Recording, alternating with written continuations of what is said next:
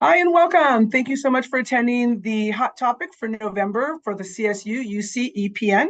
Our topic today is attitude of gratitude, giving thanks. Today we're going to spend some time with Denise Kuehl, who is a local therapist. I'm going to go ahead and just jump right in. Denise Kuehl earned a master's degree from Pepperdine University in clinical psychology and is a licensed marriage, family, and child therapist. Through her private practice, Choicepoint Therapy, she has provided counseling for families and individuals on the Monterey Peninsula for over 25 years. With a focus on the belief that we all have the power of choice to improve our lives and relationships, she works to change clients' perspectives away from the automatic negative thoughts we all experience to a more thankful, grateful attitude. This continues to be a pillar of her counseling work. Denise has served on the boards of directors for a Central Coast charter school, as well as serving as the resident school counselor for students ages 11 to 18. She is presently semi-retired and offers a limited number of telehealth sessions weekly. Denise found her path of care to include hiking, travel, and hanging out with family, and unconditionally loving her dog, Luna. In her presentation, Denise will share ideas about gratitude and how to incorporate it into our daily actions and activities. And without further ado, I'd like to turn it over to Denise Kuehl, who will give us a presentation on an attitude of gratitude. Denise? Point is, we have the choice to change our storyline in our head. And that's a really powerful thing. And so that's been the crux of, the work I've done. And so I wanted to talk today to start with so I'm going to have some good news and some bad news. And you're going to like the good news because that's about attitude changing to gratitude. The bad news I have to start with, though, is that our brains are not wired towards the positive. And there's a lot of research, neuroscientists are studying why, but our old brains were wired more towards finding problems and looking for, big crises or how the world is a mess. And so our brains are wired to look at things from more of a negative perspective. And so it's been really important that we figure out ways to change that. Otherwise, you can imagine that can be a pretty overwhelming, scary place to live in a brain that always is looking and scanning for the negative. So the bad news is we are wired for the negative, but the good news is we can change that. So I wanted to give you some examples of what I'm going to call ants in our brain. Ants are the automatic negative thoughts that can control our daily life. And one of my favorite authors and teachers that I've studied with is Dr. Daniel Amen. I don't know if any of you have heard of him, but he's a psychiatrist in the Bay Area, and he has developed a lot of research. He works a lot with attention deficit disorder kids and depression and anxiety. And he's also got some theories around how our brains are wired. And he's done a lot of studying about how the effect of our negative thoughts change our actions. And then how, when we change those thoughts, how that also can affect our actions in a more positive direction. So he developed the idea of these ants in our head, automatic negative thinking. And so when I was practicing for this talk, it's so ironic how this happens. But last week I was starting to kind of read more about ants, and I'm going to give you some examples about what they are. And I walked out into my kitchen that morning, and guess what was invading my home? I had a ton of ants everywhere in my kitchen. I had them on the floor. They were eating crumbs on my counter. They were in my dog's water bowl. It was a disaster. In my head, it was a disaster, but really it was just an annoyance. And I had to figure out how to clean it up and what to do. And so I think that's a really good analogy of how if we let these automatic negative thoughts in our head overwhelm us. So a few ants here and there, you guys have probably all gone to picnics or you've been places where a few ants will crawl in and you can just kind of swat them away. It's no big deal, right? Well, but if you get into an anthill and an ant farm, you're dealing with a bigger issue. So it's kind of the same thing, I think, in our brains. If you have a few negative thoughts during the day, you can deal with it. You can kind of reframe them and say, oh, well, that's not as big of a deal as I thought it was. And what can I think differently? But if you have an onslaught of negative thinking and catastrophizing and some of the things that I think, unfortunately, our world is into these days, it can be more of a challenge to face it and replace it. So in cognitive therapy, what we do is we identify what the thought is, and then you teach yourself how to replace it with a new, more positive focusing thought. And I want to give you guys a few examples of what some of the more common automatic negative thoughts are, so you can be smart in identifying them for yourself. And the more you can identify them, and you can start from a place of, okay, so I tend to be more, I tend to be somebody in my head. One of the thoughts that is common is called shoulding yourself. It's the thought in your head that talks about these unrealistic expectations for yourself, and it's motivated in guilt. It's trying to move you forward. So the idea is it's trying to help you, but the way it's doing it is shoulding. It's, this inner critic that I even think of as like shaking its finger at you. So, giving you a lecture about how you should be doing this differently, you shouldn't be doing that. And I don't know, Phyllis, if you remember some of the times in my office when I had a full-time office, I would catch people using the word should. And I would say to them, you can use a lot of S words in my office. I don't really care. We can talk about, all sorts of things with language that may not be super great.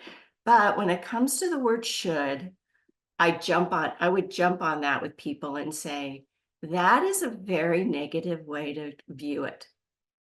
It creates an internal shaming inside of you. And it also keeps your self-esteem at a very low level. And so you can imagine doing enough of that, it's not going to help you move forward in a positive direction. It's also really subtle. So this is one of the harder ants to identify because it can kind of creep in and you don't know it's there. And so sometimes having a friend, I have somebody in my life that holds me a little bit more accountable for my shoulding statements. And it is helpful because they can remind you gently, oh, is that really true? Is that really true? Or are you making this more unrealistic for yourself? So that's an example of an ant. Another one that you guys might recognize, I think you're all program event coordinators. Is that what you're doing? You guys, okay. So catastrophizing ant is the kind of ant that is stating things like, well, if one thing goes wrong in this planning event, the whole thing is going to be a complete disaster. I don't know how many people have experienced that, like a caterer doesn't show up on time, the flowers show up wilted. I'm assuming there's things that have to all come together for your events for it to be a success. Is that true? Okay, so catastrophizing ants, they go, well, this didn't work, so therefore the whole thing's going to blow up in my face. And so you can see how discouraging that can be, right? And another thing that is an example of that is the idea that if I make a mistake, if I mess up on anything, I am going to be fired. That's a pretty common ant that people can get a little stuck on. So that would be another thing to identify in yourself and kind of challenge yourself to think of it differently. It's like, it's not a big deal. We can work this out, kind of seeing a bigger picture about it instead of just focusing in on that one tiny little problem. The other thing that I think is an ant that I see a lot of, and did see a lot of, especially when I was working with couples, is called mind reading. It's the idea that you assume you understand and you know exactly what the other person's thinking without even asking. So if you guys work on a team, I'm assuming you guys work in groups a lot. And if you work on a team and you're doing a lot of mind reading, then you can see how that can become a problem instead of, and then wanting them to read your mind as well, wanting them to know what you're thinking and without having to say anything back to them, you know? So it really requires good communication. It requires, the answer to this ant would be, let's have a discussion. Let's ask some questions. Let's start from an attitude of curiosity rather than you should know. And if you don't know, this is going to be a problem. And I'm going to be upset with you. And I'm going to assume the worst about the relationship. You know, it can build on itself. It can be like this kind of runaway train. And so we have to create some guidelines to say, is that really true? Is that working for me? And is that helpful? So the bad news is, okay, we have ants and we have to figure out how to deal with them. Here's the good news. We can change our brain. The researchers are showing us in neurobiology, which I think is super fascinating to read about, is how what we say to ourselves can actually change the way our brains, the neural pathways in our brains go towards a more positive thing. It's also been shown to be able to, with positive regular practicing, so it does take some practice, it can change the way you feel in your mood. So you guys probably know a lot about neurotransmitters with dopamine, serotonin. Those are the brain chemistry in our head that regulates our mood. And people that don't have enough of that, or who are chronically stressed out, that chemistry in their brain actually does a dump. And it can make people feel really anxious, depressed. And they found that the more people change their thoughts to a more positive perspective, the more power they have to make a difference. So when I cleaned up my kitchen with the ants, I used Dawn, Dawn dishwashing soap, I think. Yeah. So my husband read that that's supposed to be like, if you put a trail of the Dawn soap everywhere, it creates a barrier to them coming through. And then, you know, we cleaned it up. But I think what I want to say about that is, using my analogy, is Dawn soap is gratitude and thankfulness. And that is going to help kill the ants in your head. So the practice of daily practicing a thankful attitude. So instead of ants, we are going to have practicing an attitude of thankfulness. That will really help change your mood, change your body, change your relationships. I'm a big proponent of it because I've seen it work over and over again in my personal life and in my practice. So it does take practice. So it's kind of like our brains are like a muscle. If you don't exercise it and you don't work it out, it's gonna, it's just gonna stay stuck in its normal rut. And so practicing daily affirmations is one way to try to start your day. But the research has shown that a gratitude journal is the most powerful tool you can use to change your perspective.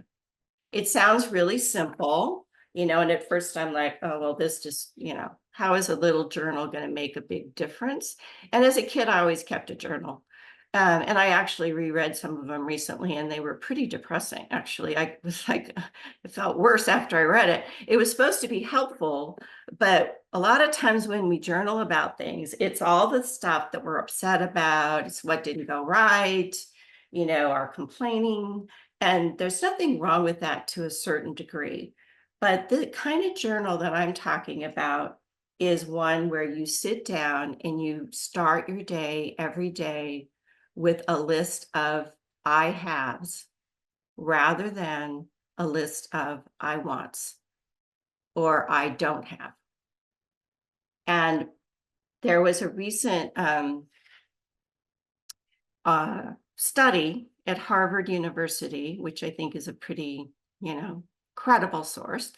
They got some of the nursing students to be in the study, and they wanted to see the effect if somebody kept a gratitude journal on their happiness level, their productivity, their optimism, and their physical body. And I'm not going to go into all the details of the study because it's kind of complicated, but let's just say that they divided them up into a few groups. One group did a gratitude journal listing of all the things they were grateful for. One group just did here was my day. This is what happened. And the other group did a complaining journal, all the stuff that didn't go well. And so the group that had the attitude journal, you can imagine, came out with super high scores for positivity, happiness, their relationships with each other improved when they worked together. And it was the thing that I found most fascinating is I guess they did some kind of depression assessment. Their depression levels went down significantly. So it's almost like taking an antidepressant. And I just think that is a super powerful tool to have. So that's why I'm a big proponent of, and I have kept and try to keep, keeping a journal. And so, like I said, what it is just a simple start your day with the top three to five things that you want to say, I have, not I want. There's times for that. But to be able to identify people, things, environments that are working for you, that you can really take in as a positive thing in your life. And it does show that your attitude towards even going to work on a hard day, if you start your day like this, can be better. So that's my main tip, is an attitude gratitude journal. And then I also wanted to talk a little bit about some of the research about showing thankfulness at work. I'm just trying to see, are we doing okay on time? Okay. So giving thanks, giving praise, giving appreciation at work may be a little bit harder, especially if you're feeling yourself unappreciated, undervalued, underpaid. And I think in this world, I've heard a lot of people that are luckily, well, for me, it was luckily because I was self-employed, and I did work in some teams and with groups sometimes, but for the most part, it was all on me. So I had to be my own support system. But in teams, I think it's really important even more to have some systems in place and some practices of ways that you can support each other and appreciate each other and say thank you and acknowledgement for, the work that you guys are doing. And so companies are now starting to embrace the idea that that's a value. They're doing more team building. They are giving their employees sometimes extra supports, maybe bonuses, maybe retreats. I'm not sure how your system works, but hopefully they're on board with some kind of a, support for you guys. Excuse me. So Denise, I will just tell you right now, I would say that for the majority of us, I don't think that we get a lot of extra support. Okay. It really is designed where we are required to support ourselves and our teams and get the job done without failing. I think if you can, I wouldn't say scratch that, because every campus is a little bit different. So some campuses may be more supportive than others, but I Okay. think, and maybe just by show of like nodding heads or saying no or yes, but most of us feel like we aren't getting the support that we need. We're being asked to do more with less. Um, and it's really up to us to take care of ourselves. Okay, so then I'm going to just say a few things about how to support each other, and then I'm going to go right to self-care, because it sounds like the environment really is about how you can replenish yourself rather than relying on an external system to support you. So the biggest factors, though, if you are going to use some of this idea to support your team, the number one thing that they found is somebody who will write a thank you note. Write a thank you note and send it to someone is the most powerful thing you can do to appreciate someone on your team. Because it's, well, there's lots of reasons. One is it takes the time. And, writing something and giving a powerful letter to someone is kind of not used in our world very often. It can also be in the form of an email. It doesn't have to be a letter. It doesn't have to be a big deal. But they've also found that publicly thanking someone is another powerful way of showing appreciation. So in a big meeting, or I don't know if you guys have like a newsletter or something that goes out, but some kind of a group of people that are together and you publicly thank them and appreciate their work is also a great way to show value. And it also creates a level of productivity and motivation that increases when you do that. So if you are part of a team, you might want to think about, using that idea. Some people also like the idea of being given like gifts, Starbucks runs, donuts in the morning. Nobody's going to turn down good food, things that, resonate with your team. So there's ways for you to do things that are very not super hard, but they're thoughtful, and you can do that. And that adds a lot of levels of appreciation and value to your team. So let's go to then, since most of you guys, it sounds like really need to be encouraged for self-care. The analogy I use with people about why self-care is important is when we live in a stressful world, which we all do, it's like a big pot of water on a stove. And you start out with the water full, and then the stove gets hotter and hotter as the stress goes up, the demands go up, the pressures go up in your life. The water starts to boil, right? And eventually what happens is the water evaporates. You have no more water in your pot. And yet, guess what? The stove hasn't turned off. It's still going. And so what happens when you're asked to produce more and do more and give more and be cheery and helpful and all the things you're supposed to be in your job? You don't have it to give. You're burned out. And so what the self-care is about is not selfishness. It's not saying that you're above somebody else. It's saying my needs matter. I'm important. I need to figure out ways that gives me some kind of joy, some kind of, just replenishment. So the idea of water is you would start filling your cup up. You would start filling your bowl up with things and people and situations that bring meaning to you. So in the discussion in a minute, I'm going to have you guys think of and share some of your ideas. But for today, I'm going to share some of mine. And I'm going to share the ones that are research-based. It isn't just my idea. I think I have some good ideas, but I also want to know that what I'm sharing is, got some backup. So one of the things that is the top self-care is to say out loud to yourself, write it down and say out loud all of the things that you feel good about. Positive, affirming thoughts like, I handled that really well, especially after a really difficult situation. I'm doing the best I can.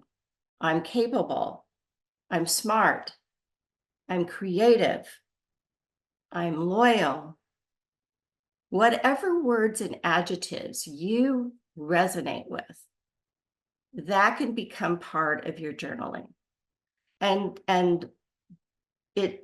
it's really important that you say it out loud, not like you're talking to yourself, people are going to think you've lost your mind. But I do a lot of this in my own little private corner of my room, and I say it out loud. And if you really want to get brave, what I've done with clients is look in the mirror and say it out loud to yourself. Say these things out loud that reinforces what you think about yourself in a positive way. Because again, the ants want to reinforce the negative, but to be able to say, I really can handle that. I've been shown in the past, based on some good experiences, that I know what I'm doing. And so talking out loud to yourself is a big self-care. Forgiving a mistake. So being able to say, maybe I blew it. Maybe I didn't handle that so well. Well, what does that mean? It means letting it go. It means learning from it. Maybe this is where a friend would come in and say, help you kind of keep it in perspective. Having people in your life is also a number one thing. Having a social group, having people that you connect with, that see you, that care about you, that can laugh with you, that can kind of make fun of things. One of the things that I think in the last few weeks, with the external world feeling a little chaotic, I have gone to spending time with girlfriends and talking a lot about comedy and joking. And that for me is a self-care, having a good laugh. And so whatever the group you have, maybe it's just one person in your life, but using that as a way of kind of filling up your cup again. Phyllis, you mentioned I have a dog, and I got her as a puppy during COVID. So she was seriously one of my saving graces of focusing my attention and caring for myself. I'd take her for hikes and I would talk to her. Because, there's like, my husband still could go to work, so I was kind of on my own. And so having an animal, can be a really good self-care. And walking, being out in nature, enjoying this beautiful area. Well, wherever you guys are, I'm sure you have beauty also. Finding places you can go that replenishes your spirit, getting out of an office, getting out of the pressure cooker area that you're in. But when you are at your office, the other thing that is suggested is that you put pictures and sayings and symbols around you that remind you of the beauty in your life and all of the things and people that you value. So in my office, I would have several little sayings. One was just the word breathe. Because when I would get in the middle of a session and I'd be overwhelmed and I'm just kind of figuring out what to do, I would look up at that picture and I'd say, okay, all I can do right now is just take a deep breath. And sometimes that's all we can do, is just be grateful that we're still breathing, that we're still here, that we still have a voice. And as I age, and I still have a brain and it's still capable of figuring stuff out. So being able to be grateful for even the small things is a big part of self-care. And it doesn't cost a lot of money. You don't have to spend a lot on going to a fancy spa, although that can be fun. You can really enhance your life in very simple, small ways. And then the last thing I'll say before we open it up to discussion is I think the research also shows the value of a spiritual practice of some kind, meditation, learning mindfulness, creating a space in your mind for reconnecting with yourself and shutting everything out, and reading books that are inspiring, And so I have found using an app called Calm. I don't know if you've heard of it, but you can get it online, and they have music, they have meditations, they have guided imagery, they have a variety of different kinds of speakers. And I try to start or end my day with a little bit of time on that app. And that's, for me, I found that really, really helpful to kind of change my thinking negative brain to more of a positive and present focused life. So how we doing? Yeah, that was awesome. Denise. Thank you so much. What a great focus on the things that we can do. I think you kind of described that boiling pot. I think we'll describe for a lot of us kind of how we work, the environment that we work in on a daily basis. So I think that was really helpful. I would encourage anyone who has any questions, go ahead and add them in to the chat. I see here that Nancy from San Francisco State mentioned and actually reiterated that the Calm app is free. If you have Kaiser, and the app can send you daily positive affirmations if you allow it. So she says yes for the Calm app. I do have a question here. If you could please go a little bit more, like talk about the best way to implement a gratitude journal. Okay. Pretty busy schedule. Like, how much time do you have to spend on it? Can it be handwritten, or does it need to be typed? Does it make a difference? Maybe just expand upon that a little bit. I think the biggest thing about the gratitude journal is that you do it twice a day, whatever form that takes. I suggest people start their day, instead of opening your screen and reading your emails or whatever your starting point is, that you write down. And it is writing. You can type it, whatever you prefer. But you write down at least 3 to 5 things of I haves. Right now I'm aware of this. And then notice how it impacts your body. So you're hitting a good spot if you feel like your body kind of goes, oh yeah, okay. And it also sets a vision for your day. So it sets the tone for what your day is going to hold. So then at night, there's also research that says if you end your night before you go to sleep with, again, adding to your gratitude journal with what the day held, of what you were so happy with how it happened, or how you handled it, something really positive, that's shown to help your sleep. Instead of going to sleep with TV on, something scary like the news, you can you can end your day with that. So it's about the repetition and the practice of it, and whatever works for you is really an individual thing. Okay. Sounds good. Heather Ripley from Cal State East Bay mentioned in the chat that she listens to calming music on her commute drive, and she finds that really helps. Mm-hmm. I would agree with that. I think music is really a powerful meditative tool. Yes. Can really change your mood.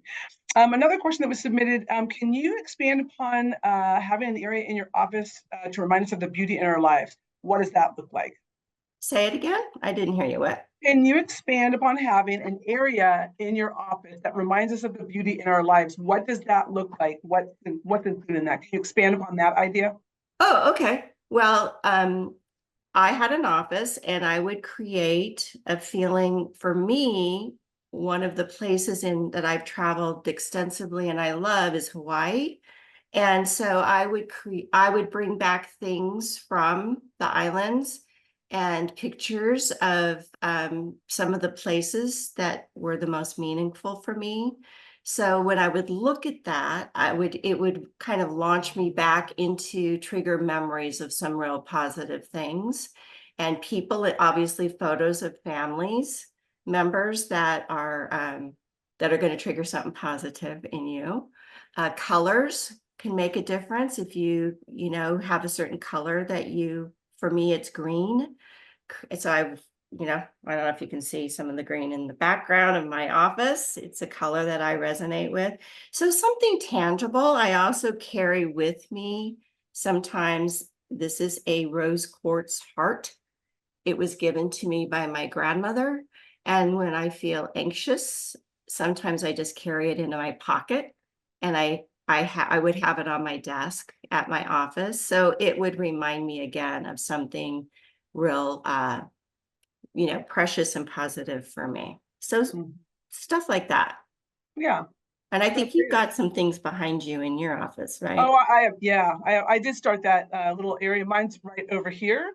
Denise and I worked on this previously, and so I have a little board over here with some things that remind me of my grandkids. So absolutely, yeah. So it gives me a little smile when I look over there. So I can definitely say yay to that one. That really works. Griffin at Cal State Monterey Bay says, I recommend the Finch app. It's free and it helps me set goals for myself for self-care. I'm not familiar with that. So we can look into the Finch app. Rana says, and I don't know where he's from, I like the idea of this area in your office, like the quotes that inspire you, song lyrics that make you feel motivated. So that's a really great idea. Yeah. Yeah. And Nancy from San Francisco State says, also something to be said for avoiding toxic, overly negative people in your life. I think that is a really good jumping off point on the next question is that, in our roles as event professionals, we have to deal with a lot of different personalities, right? And generally speaking, I would say a lot of them want or need something from us. So can you talk about maybe some ways that we can deal with some of those highly demanding people that we cannot say no to? I mean, that's just the reality of the situation. Our answers in most cases have to be yes. But so how can we deal with those negative influences in our life? In 30 seconds or less. Okay, I And will you can answer take that longer question. because we got time. You don't have to make it in 30 seconds or less. I'm kidding. So I will recommend a book about this because it's called Dealing with People You Can't Stand. And I have loved that book. And I love the title, right? Because everybody has people in their life that are, your word is toxic. So physically, what I do is, well, first of all, it's, kind of staying present in your own body and taking care of yourself when you're around that kind of energy. But I also teach people how to see themselves in like a big bubble when they're having to work with these kinds of people. It's like, at the Monterey Bay Aquarium, they have this big, the fish tank that's huge. What's Outer Bay, I think it's called. And they have this thick glass. But you feel like you're right there present in the experience, but you're really not. So it's this way with people. I put yourself in a bubble. So you observe them, you take in what's going on, but you don't let that toxic energy get into your body as much as possible. And then you may have to be the yes person when you don't want to be, but that's when, if you have to do it as part of your job, then afterwards you're going to need to debrief with someone that you really trust. So that's the other thing, is having support people around you, especially who get it, who know what it's like to have to go through it. And, having a buddy system, grabbing somebody after a really difficult meeting, and maybe if you could take a walk around the campus and talking about what that was like for you and how it impacted you, and having that person really listen to you and encourage you. That's another way of kind of coping with those kinds of situations. Great. And thank you, Heather, for putting the link to the book in the chat. Very appreciative. Hopefully we'll all be adding that to our reading list. Another question that's been submitted is, can you talk about meditation? Like, what does it look like? How much time does it require? Tell us a little bit more about meditation, daily meditation, and how we can incorporate that into our lives. Okay, well, on the Calm app, there's like several different types. One is more of a guided imagery, which I like, where you are guided through, somebody kind of talks you through a topic, or gives you some things to look at. So it's focused and it's guided. So that's one type of meditation. I think the older type of medication that it can be harder for people when you're first starting is just getting quiet and trying not to think about anything. It's like emptying your mind. And the analogy would be, your thoughts are like clouds in the sky. They're always there, but you don't have to take them in and think about them. You can kind of watch them. So meditation is like watching your thoughts, but not engaging with them.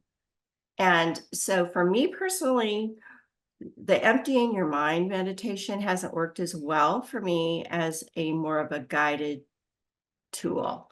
So I think you have to experiment with what works for you and try different things. There's lots out there now about mindfulness, staying in the present moment. And I think we're starting as a culture to study that more and to see how big of an impact it really can have. But it's a personal thing. Everybody's so different in how, it resonates with them. Prayer, for some people who have a very strong religious background and think of prayer, that's their meditation. It's their way of talking to God, so it depends. It's really a variety of things. That makes sense. That's good. Thank you for that. Another question that was submitted is, can you go into a little bit more information on the thank you note and other ways to thank our team? So not everybody here runs a team, but a lot of people either do run a team or of course, they're part of a team. And I heard what you said about the thank you note. I think that's really a very simple, awesome way of thanking people, but maybe just a little bit more information about maybe other ways that thank people. What else has the research showed that how people, or how to query your team on what really makes sense to them? Well, I think if you get to know the individual people that you work with and you get to know their personalities, there's kind of different styles of showing appreciation. One would be with words like, words of affirmation, praising, saying things out loud. Some personalities really need and desire that to kind of stay motivated. Some people don't. That's like it says, oh, well, those are just words. Some people need actions. So doing an extra favor, taking on, I don't know if do you guys have like shifts that you do when you do events? Is there a way for you to take on work for somebody else or trade with them to do something else? So an action that would say, I want to be a partner to you and not, just dump everything on you. And one of my favorite things that the research does show is listening to people is a way of showing you appreciate them. Not giving advice, not judging what they're saying, just being present and hearing them. That has a big impact on somebody's motivation to work with you and feel connected to you on a team. And then other people just, they want to be valued with, give them something extra, physically tangible, something. And that's where you guys all know what that could look like in your own environment, but it doesn't have to be a big expensive thing. It could just be, like I said, donuts or remembering somebody's work anniversary, remembering somebody's birthday, sending them some gift card or flowers or whatever's meaningful. But it's paying attention to the people you work with and what you think would make the most impact on them. Right. Makes sense. Nancy recommends giving a compliment whenever possible, even if it's a stretch, makes someone feel good. And sometimes you get one back and it makes you feel good. Yeah, I agree. Yeah. So compliments and, just, it doesn't have to be like, it has to be sincere. So it's not going to be in a manipulative kind of way. Well, if I say this, then, that's not going to work because people usually see through that pretty quickly. But if you can genuinely find something that you can appreciate about a coworker and say it, it can go a long ways in, building camaraderie and productivity.